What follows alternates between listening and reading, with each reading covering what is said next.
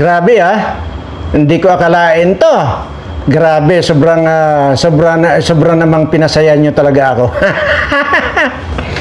Ay, kahapon po, di ba sinabi ko na once a month ko na lang tataas yung bato. Kasi nga doon sa mga bago pang magsusubscribe. Pero na-surpresa po ako kanina, nung ma-review ko, abay, napakarami po pala, mas marami po yung nag-subscribe ngayon kaysa kahapon. Aba, ngayon ay itataas natin itong bato na para po doon sa mga nag-subscribe. Ngayon ay tinataas ko po ang batong ito para po sa lahat ng mga nag-subscribe dito sa channel ko. Walang hanggan o walang katapusang swerte ang darating sa inyo. Yung mga sakit ninyo ay lalayo na sa katawan ninyo. Yung magbabalak na dadapo sa inyong sakit, awag na. Bagkos, dito na lang mapunta sa mga politikong mga kawatan. Ayan po, at depende po pala yun kung gaano karami yung nag-subscribe ay bagamat hindi ko po ginagawa ito, ngayon ko lang po ginawa ito Sa totoo lang po, bagamat ito pong batong ito ay alam po yan ng mga nakasubaybay po. Ito po yung naiwan ng matanda sa akin. Ay sige, hindi na. Yung pong mga nakaalam po nito, ay kayo na lang po mag-comment dyan para malaman din po ng iba kung bakit ano po ang kasaysayan nitong batong ito. Muli po itinataas ko para po sa inyong lahat na mga nag-subscribe dito sa channel ko. Pagpalaing kayo, swertihin kayo ng lampas-lampas sa inyong pangangailangan. Ayan po. At maraming salamat din po sa pagtangkilik dito sa ating munting channel. Ayan. At mamaya-maya lamang po siguro, either sa kalagitnaan ng ating vlog or sa katapusan ng vlog natin, huwag na natin sabihin para magantay yung inip na, yung bang tipong gigil na sa akin, wag na raw magpaligoy-ligoy, marami pa raw akong daldal, ay gagawin nating damihan pa natin yung daldal para lalong mainip at lalong manggalaite at baka mamaya sila na yung ma-stroke. At pagkatapos ng kagaya nga po yung mayroon pong nag-comment sino ba talaga yung namatay? Bakit ba ayaw mo sabihin pa? Di sinagot ko na lang, napilitan na akong sagutin, hindi ba't ikaw kako ang namatay na? Yan ang mapapala ninyo. Unang-una, sinabi ko na po sa inyo na huwag nyo akong diktahan. Unang-una, channel ko ito, hindi nyo channel. Halimbawa, nakikinig kayo, nanonood kayo sa Channel 7, pwede mo bang diktahan sabihin mo kay Melchanko na direct to the point ka na, Melchanko? Di ba? May patalastas pa ngayon. Di ba? Ito sa akin, ay magantay ka kung kailan ko sasabihin. Pero mamaya, sasabihin ko na po kung sino talaga yung namahinga na, nagpaalam na, nag-goodbye Philippines na. Ayan. So, bago po tayo pupunta sa ating main topic, ay nais ko po munang talakayin. Ay, basahin ko lang po, baka mamaya kasi sabihin naman na hindi ko pinahalagahan itong comment. Di ba?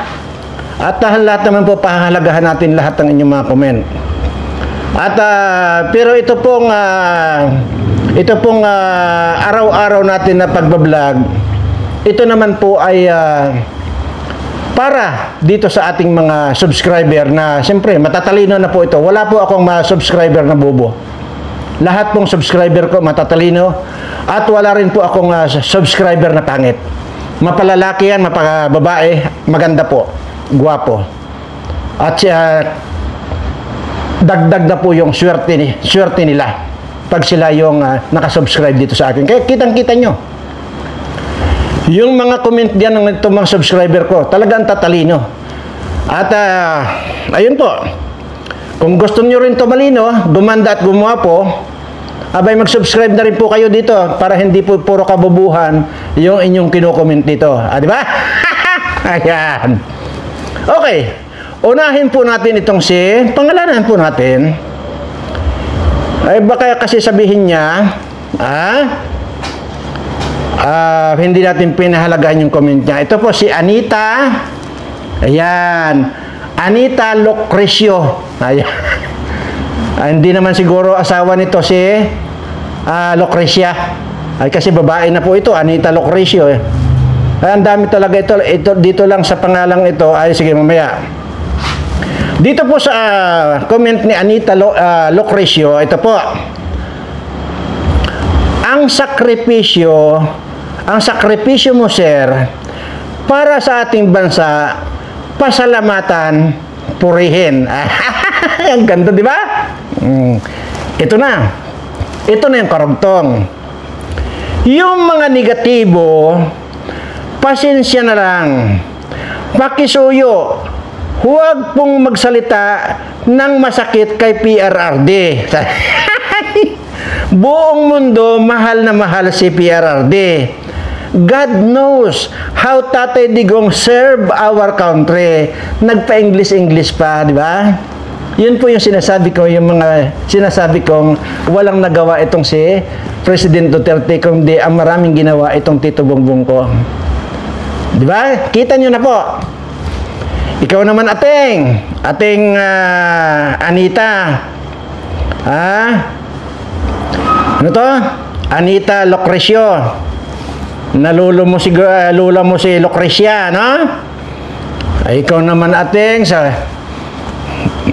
mag-subscribe ka dito sa channel ko, ha? Hindi ka pa nag-subscribe eh. Pag nag-subscribe ka ating dito sa Birana Live Studio TV, tatalino ka. Total, may pa-English ka na eh. Pero, ating naman, mukha yatang isa ka rin sa hindi nakainom ng gatas noong maliit ka. Ha? Yan po yung sinasabi ko.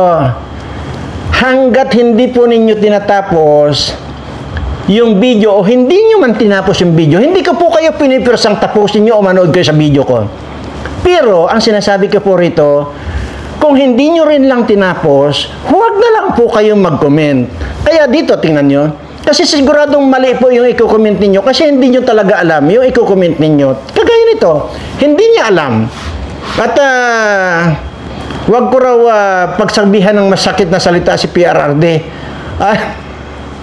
Di ba? Talagang ito yung maliwanag na po na hindi nakainom ng gatas. Ito. Speaking of hindi nakainom ng gatas, mayroon pong nag-react na lula. Sabi niya, hindi ko na po basahin. Ang sabi po niya ay, ikaw, bastos ka. Sabi niya sa akin, bakit itong apo ko, ang talitalino, ha? Pero hindi naman siya dumidi sa nanay niya. Sa buti lang siya dumidi. Tingnan nyo. Pansinin nyo. Ang sinasabi ko po rito, yung hindi nakainom ng gatas. Kung hindi man po siya nakadidi sa kanyang nanay, pinadidi pa rin po siya ng gatas. Di ba? Yun yung sinasabi ko. Kaya matalino yung bata kasi nakadidi yung apo niya. Baka po ikaw lula, yung hindi nakadidi ay hindi nakainom ng gatas nung maliit ka. Ano? So, yun po. Kawawa ka naman lula. Tumanda ka na lang, mamamatay ka na lang lula eh. Tanga ka pa rin lula, di ba? Hindi po ganoon. Mayroon din pong nagsabi. Yung sinabi ko, di ba? Na yung ibang mga magulang, yung iba, sinabi ko yan. Ayaw magpadidi sa breast nila kasi malulusyang sila. Abay may nag-react. Bastos rin daw ako dahil siya daw ay nagpapadidi. Tingnan mo yung mga ganong sagot. At wag ko raw sabihing malandi kasi bastos daw ako dahil sa pagsasabi kong malandi. Dahil sa kalandian, di ba sabi ko, ayaw magpadidi kasi nga ayaw malusyang kasi sa kalandian. Yan. Ayaw. The more na magre-react ka, the more na mahalata ka. Okay? Yan pong nag-react na yon. Una muna, sabihin ko. Ang babaeng nag-asawa, ibig sabihin lumandi. Ang lalaking nag-asawa, ibig sabihin lumandi rin or kung ano pa tawag doon. Kung yung baboy, ganun po yun. Huwag na huwag kang magmamalinis. Kung hindi ko pa alam, may tumawag na may nag-chat sa akin, yung ikaw, hindi ko na babanggitin kasi masyado ka namang mapahiya na. Ikaw daw pala, kaya nag-react kang ganun kasi tinamaan ka kung sino-sino pala ang lalaking nagdala sa iyo sa sagingan. Yan. May nag-chat sa akin eh. Ayan. Di, nabisto ka tuloy. Nagmamalinis ka, yung pala kung sino-sino yung humahatak sa iyo doon sa sagingan. Anong ginagawa yung sagingan? Oy! Baka maya makagat kayo ng cobra dyan. Ayan po yung mga kaganapan at marami pa po dyan yung init na nga. At huwag kayo mainip. Magtiis ka.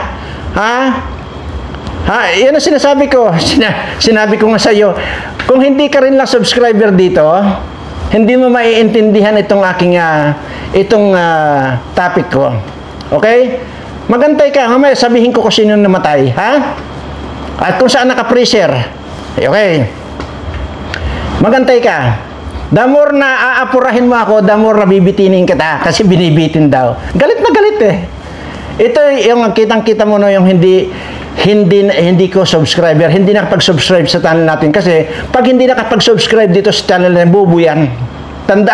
Tandaan ninyo, bubo. At yan yung mga hindi nakainom ng gatas. Yan. Bubo nga eh. Kagaya nung lula na nag-comment, ay yung apo daw niya ay matalino. Ay di, kung matalino yung apo niya, ay baka itong lula na ito ang tanga or bubo. Kasi hindi talaga nakainom ng gatas. Kasi hindi niya naintindihan yung kino-comment niya. Ay, nip. Hayaan na natin si Lula dahil mamamatay na yan. Okay. Ito, dito na tayo. Dito na sa parting ito. Tapusin lang muna natin itong topic ko, saka ko sasabihin yung namatay, no? Hindi na tayo magtatagal. Kaya lang, magantay ka kung kailan ko ibabatoy kung saan yung namatay. Kung sino at saan nakapreso ngayon, ha? Mas maganda itong, mas maganda na yung atakihin ka sa puso sa kaantay. Di ba? Yan.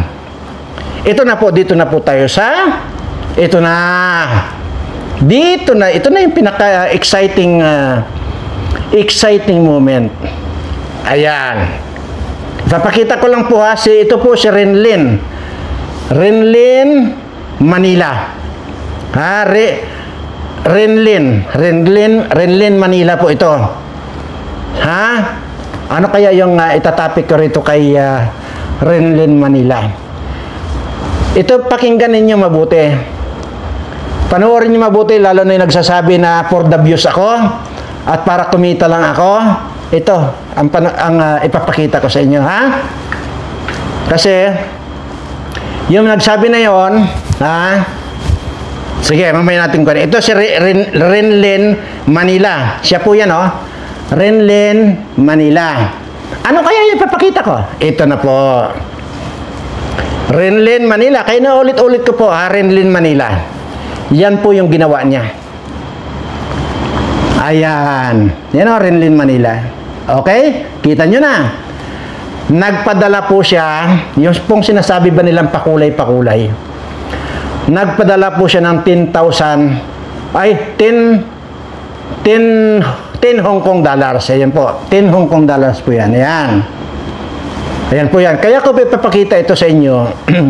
Kasi hindi ko na po makita yung unang pinagsabihan ko nito kasi matagal na pong panahon. Kaya ko po ito pinakita sa inyo dahil sasabihin ko lang po kay Renlyn Manila. Renlyn Manila, kung ikaw ay nanonood ngayon, dito sa pagpapadala mo sa akin ng 10 Hong Kong dollars, maraming salamat. Sobra ang aking pasasalamat sa iyo dahil nag-effort ka ng ganito. Pero sana napanood mo yung dati pa na nagpadala rin sa akin ng pakulay na ganito.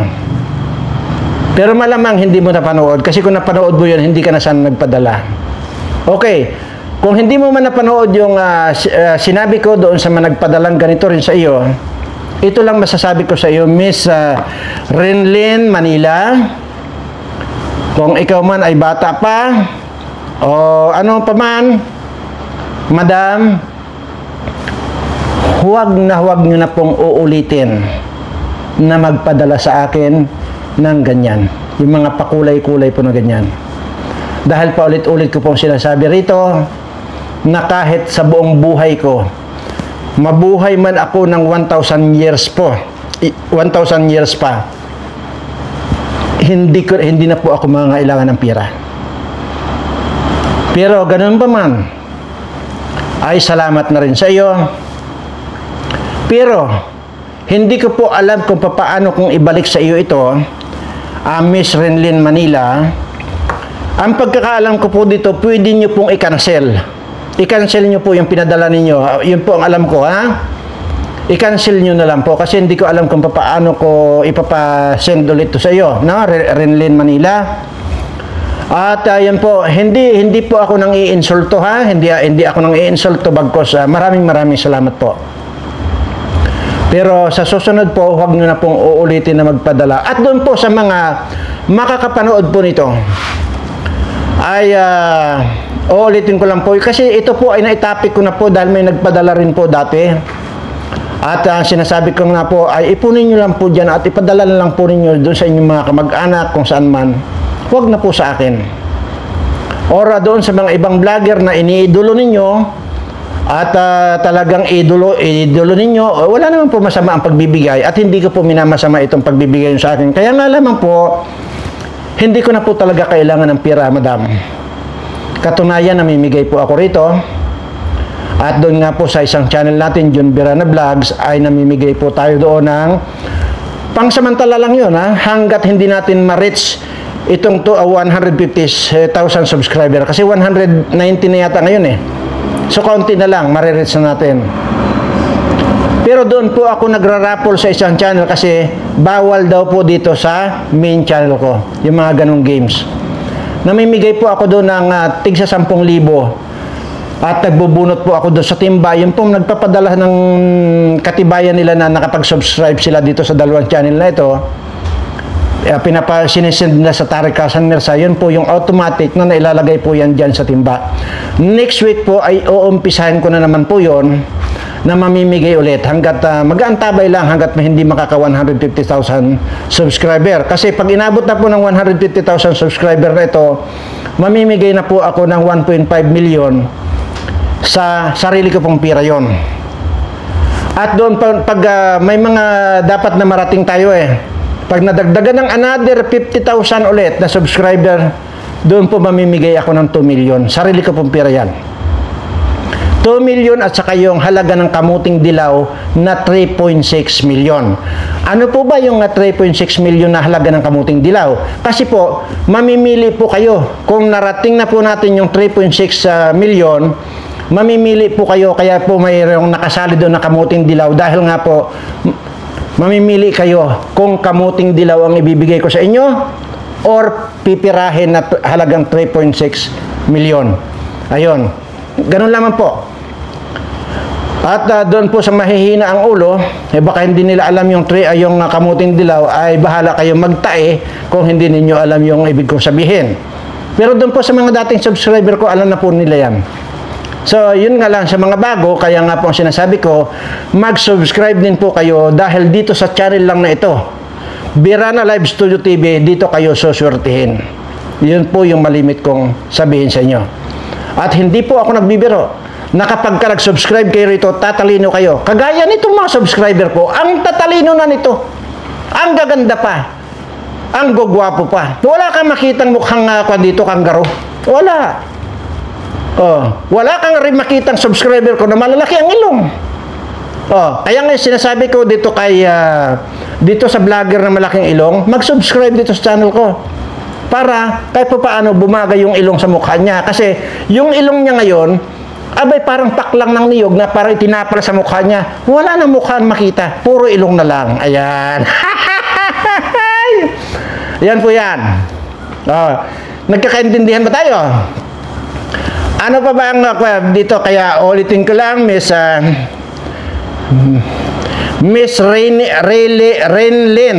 Renlyn Manila. Hindi po pang-i-insulto ito sa iyo, ha? At madam, wala po akong intensyon na insultuhin ka. Ginawa ko na rin po ito na tinanggihan ko po noong mga nakaraang araw na may nagpadala rin po na ganyan. Kaya po yung mga makakarinig at makakapanood po nito, sana po ay Kung may gagawin kayong ganito, wag na po. At pero dito sa iyong ginawang ito ay hindi ko pwedeng baliwalain to. At kagaya ng sinabi ko, madam, ay pwede mo raw i-cancel yan. So i-cancel mo na lang. Sabi ko, ulitin ko lang po. Ito na po yung katibayan ng katunayan na hindi na po ako nangangailangan ng pera. Samantalang dyan sa mga ibang vlogger dyan na naririnig nyo, na humihingi pa nga talaga sila. Pero dito po, kaibang-kaiba yung mapapanood nyo dito. Dahil ako po ang tumatanggi. Ano po ba yung lagi kong sinasabi rito? Lord, itigil mo na ang pagbibigay ng blessing sa akin. But instead, idirekta mo nang ibigay dito sa lahat ng mga subscriber ko. Hindi po ba yan ang naririnig nyo sa akin? At wala pong halong pag-iimbot yun. Sino ba naman ang tao? Sino ba ang hindi mangingilabot doon sa maririnig yung tao na tinatanggihan na niya ang blessings ng Panginoon? Sa akin nyo lang po marinig yun. Dahil yun naman po ang totoong nandito sa akin. At sobra-sobra na po yung blessings na binigay sa akin ng Panginoon. Kaya sa iyo, Rilin Manila, ito special. Special kong gagawin sa iyo ito. Itinataas ko ang batong ito dahil gusto ko ipagpatuloy mo ang mabuting pag-uugali, ipagpatuloy mo ang pagtulong sa kapwa mo. At dito nakita ko ang iyong puso ay talaga namang hindi matatawaran. Muli, maraming salamat at ito bilang ganti, tinataas ko ang batong ito para sa iyong swerte na walang hanggan. Kung ako swinerte na ngayon ay tinatanggihan ko na yung mga binibigay sa akin ng Panginoon, gusto ko sa inyo maranasan nyo rin yung mga naranasan ko ngayon. Ang sa akin po rito, doon po sa mga nakakakilala sa akin dyan, or kung hindi nyo man kung hindi man, subukan nyo pong balikan yung mga video ko dyan, lalo na yung pagdating sa batong ito. Sisiguraduhin ko sa inyo, iiyak kayo.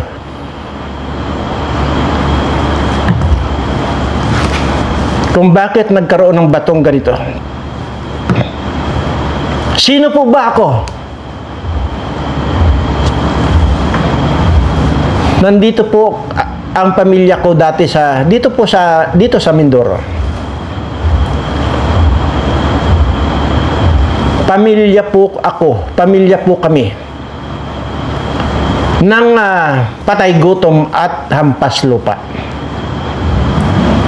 Katunayan, namatay na lang po yung dalawa kong magulang na ayon doon sa mga kapatid ko dati, nung mga buhay pa sila. Nung inilibing na lang yung nanay at tatay ko, hindi man sila magkasabay kasi wala nga po ako dyan. Nandoon pa rin yung putik sa mga kuko nila. Ganun po kami kahirap. At dahil po doon sa ganun sobrang kahirapan nung time na yun, nung bata pa po ako nun, yun po yung nagdesisyon ako na umalis dito sa amin dati. At ang sinasabi ko dati, itong pag-alis ko dito sa lupa akong tinubuan, sisiguraduhin ko pagbalik ko rito, mayaman ako. Yun ang isinumpa ko, yun ang pinangako ko sa sarili ko. At sa madaling salita, nagawa ko naman po. Katunayan, sobra-sobra pa po. sobra-sobra pa. Kaya nga po, yun naman po ang ginagawa ko, na ibinabalik ko lang din po yung kinikwento ko sa inyo, yung mga natutulungan natin. Kaya sinasabi ko po rito sa inyo, kung ito pong mga iniikutan namin na wala mga kababayan nating walang masaing, kung ito, bawat puntahan namin pamilya, ibinibideo ko yan, tapos i-upload ko sa YouTube, dito sa YouTube channel ko, hindi ko na po kailangan magsabi na mag-subscribe kayo. Hindi po. Sisiguraduhin ko sa inyo, milyon ang magiging subscriber ko. Pero bakit ko nga po hindi ginawa? Kasi nga po, ayaw ko pong pagmukhaing mga aso itong mga kababayan ko. Ganun na nga sila kahihirap, bibidyohan mo pa yung kahirapan nila, bibidyohan mo yung kalagayan nila, tapos i-upload mo, buong mundo ang makakapanood. Yun po ang ayaw ko. Kasi naranasan ko po, at napakahirap yung maging mahirap. Kaya nga po, namatay na lang at namatay na, ilibing na lang yung nanay at tatay ko. Hindi ko sila nakita. Kasi nung time na yon, ay kung saan-saan na po ako nakarating, hanggang sa, basta ayaw ko na pong bagitin yun. Yung mga dating subscriber ko yun, kilala ako. Yun po yan. Kaya doon po sa mga nagsasabi na for the views lang itong ginagawa ko, sorry po. Ay, kaya naman po hindi ako galit doon eh. Kung ang tanong po doon ay galit ako, hindi po ako nagagalit. Dahil unang-una hindi po totoo. Ang totoo po dito kasi, yung namimigay ako, nandiyan naman po yan sa mga video ko. Lalo na po, puntahan nyo yung John Berana Vlogs. Doon po, puntahan ninyo. At dito rin po sa Berana Live Studio, parang mayroon nabigay yata ako ng 250,000. At apat na tigli 50 milyon, ay tigli 50,000. Kung inyo lang pong kung hindi lang po na take down yung aking Facebook account dati, doon nyo po sana makikita yung mga pinamigay ko. Namigay po ako doon ng mayroon pong 1.5 million, may 2 million, mayroon tigwa 100,000, napakarami. May mga motorsiklo, may mga bisikleta, may mga grocery, may mga jeep, may mga tricycle. Nandun po lahat yun sa Facebook account ko na yun. At kung sino man po yung IT dyan, IT, nananawagan po ako, baka po gusto ninyong i-recover yung aking Facebook account. Aqua Berana po yun. Aqua Berana po yung Facebook account ko na yun na na-take down. Kasi nung time po ng pandemic na yun, dahil daldal ako dati ng daldal dito na lahat na makakapanood ka ako dito sa live ko ay kumuha kayo ng usbong ng sampalok, yun po ang ngatain ninyo para hindi po kayo pasukan ng virus sa inyong katawan. Pero kagaya po ako nung dati, yung mga iba na nagbibigay rin po ng solusyon or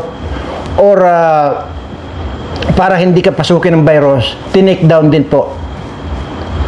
Ganun din po yung Facebook account ko.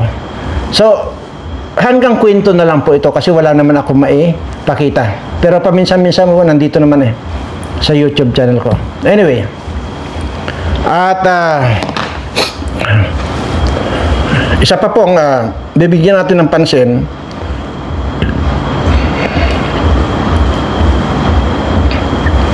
itong si Mario Villanueva. Ayan, si Mario Villanueva.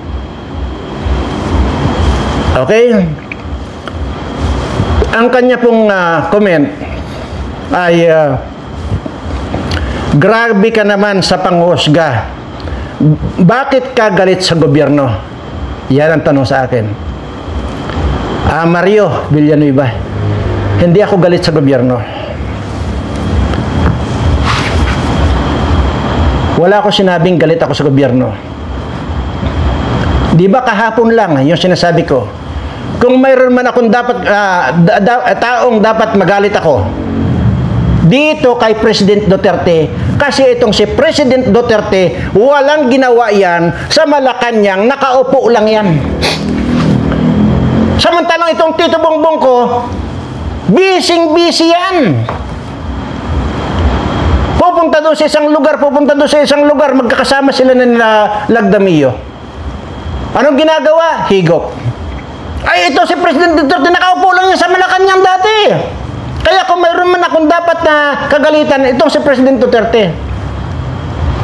Hindi itong gobyerno ngayon Tito Bongbong kong bangag. Oh. Tingnan nyo.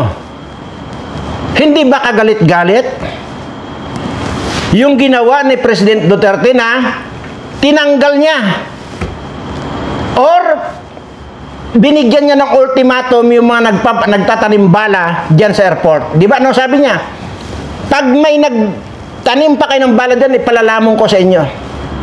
Nawala yung mga tanim bala. Kaya galit na galit ako rito kay President Duterte. Dito sa Tito Bongbong ko, anong ginawa? Ibinalik yung tanimbala. Siyempre, palakpakan. Kaya hindi ako galit. Gustong-gusto ko yung ginagawa. Noong panahon ni Duterte, halos inubos niya lahat yung mga adik dyan sa kalsada. Galit na naman ako kay Duterte. Anong ginawa ng Tito Bongbong ko sa sobrang bait ng Tito Bongbong ko? Makita nyo ngayon, tabi-kabila yung mga nagsisip-sipan ng droga. Di bravo? Palakpakan. Di ba? Kaya wag mong sabihin, Mario Villanueva, na bakit galit ako sa gobyerno. Hindi ako galit. Tuwang-tuwa nga ako sa ginagawa ngayon Administration ito, gobyerno ito, tuwang-tuwa ako. Tingnan nyo yung hinuli si Pastor Kibuloy doon sa QGC. Nag-iisa na Pastor Kibuloy. Ilan yung pulis at sundalong pinadala doon? 7,000.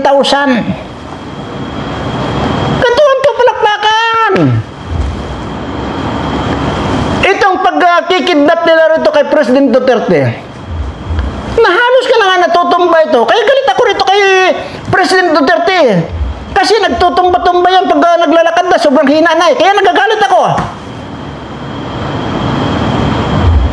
Natutumba-tumba na. Pinadalhan ng pulis dyan sa airport, 4,000 soldiers. Kaya bravo. Ito, palakpakan. Bravo, palakpakan. Di ba? Yan po yan. Kaya wag mong sabihin, Mario Villanueva, na galit ako kay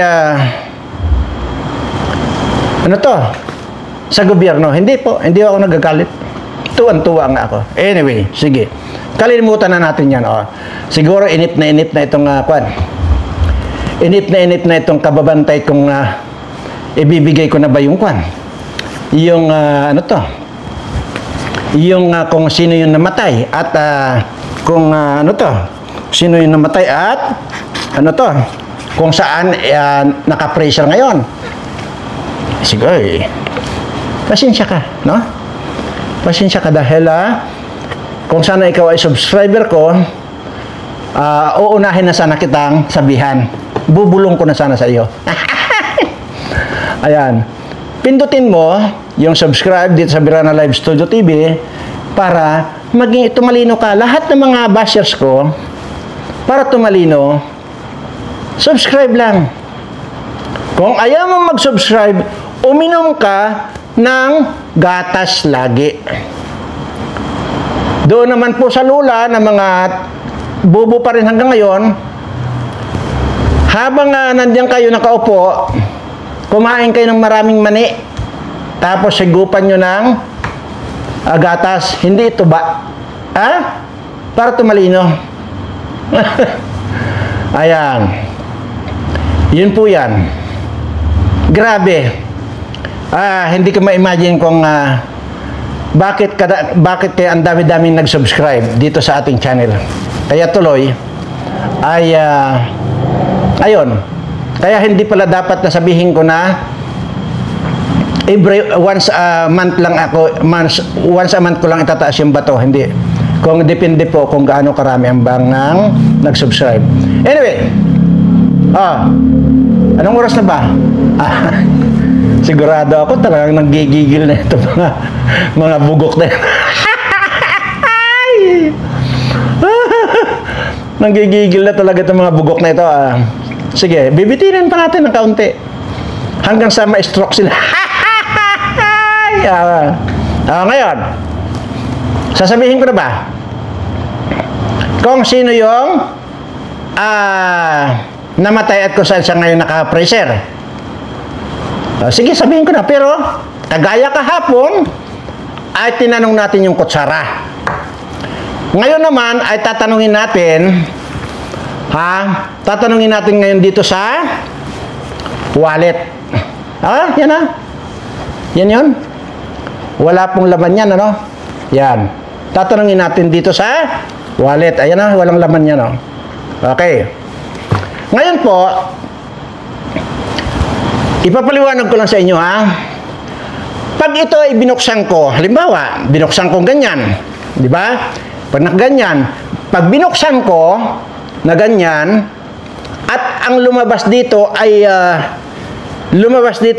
maraming kwarta, ibig sabihin, hindi ko na nga ibababa kasi baka mamaya sabihin nyo may daya.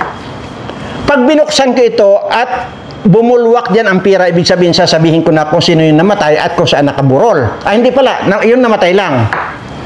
Ngayon, kung ang lumabas naman, pagbukas ko dito at ang lumabas naman halimbawa ay cobra, ang ibig sabihin nun ay sabihin ko na yung namatay at pati yung address kung saan naka-pressure. Ayan, tandaan, pagkapira ang bumulwak dito, kasi yan po, pagkapira ang bumulwak, sasabihin ko lang kung yung sino. Pero pagka cobra ang bumulwak, ang lumabas dito ay pangalan at kung saan naka-pressure ngayon. Yun po. Pero pag apoy naman ang lumabas, ay pinipigilan tayo. Ganun po yan. Sana maintindihan ninyo. Ayun po, basta kita nyo naman po, wala pong lamang pira yan. Yan. At wala rin pong pandyan. Kung wala pong paraphernalia. Hindi ko na ibababa, Ayan, para makita nyo. Ayan. So, yan. Kita nyo, yan Igosong pirigni. May bulbul sa pisngi. Ayan. So, bubuksan na natin. Ito, kung tayo, talagang sasabihin ko na kung ang lumabas ay bubulwak dito pira. Pag bubulwak naman dito ay cobra, pangalan at saka yung pinagburulan or pinaglalagyan ng pressure. Pero pag umapoy po yan, ay pinipigilan tayo magsabi. 1, 2, 3. Ay, umapoy. Paano yan? Wala na naman. Pinigilan tayo. Better luck next time. Di ba? Siguro. Ang dami. Ang sarap paglaruan itong mga bugok. Kaya nga sinasabi ko rito, tanging yung mga subscriber ko lang makakaintindi rito. Tanging mga subscriber ko lamang ang makakaalam kung ano ba ito. But anyway, balikan nyo po yung mga video ko dyan.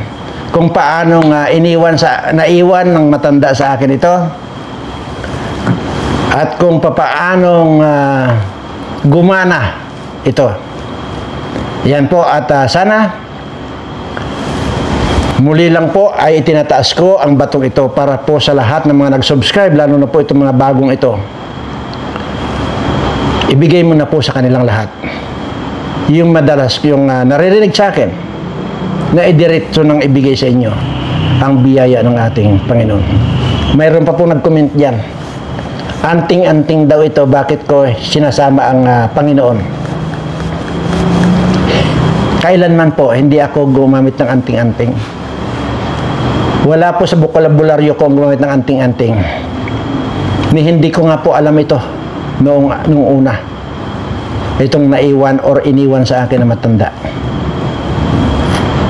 Ang pagkakaalam ko po, magmula nung mapasa akin ito, wala nang humpay yung biyayang dumarating sa akin. Kahit na pinipigilan ko na, wala na pong humpay yung dating ng biyaya sa akin. Ganon din po ang gusto ko. Gusto ko po sa lahat ng mga subscriber ko ay maranasan din po nila. Maranasan din ninyo kung ano yung mga naranasan ko. Maraming salamat po at pagpalain kayong lahat ng ating Panginoon. Doon sa may mga sakit kong mga subscriber, may mga problema sa buhay, Panginoon, pagalingin mo na po sila. Maraming salamat po. At siyempre, ano nga ba yung lagi kong sinasabi rito pagkatapos ko magdaldal? Mahal na mahal ko po kayong lahat. Pero pasensya na po doon sa mga atat na. Ay alamin nyo na lang po sa mga ibang vlogger o di kaya sa sa mga ibang mainstream media dyan, baka sila na lang magsabi. Kasi pinigilan na po tayo, 2 beses na po tayo pinigilan. Diba? Salamat po muli.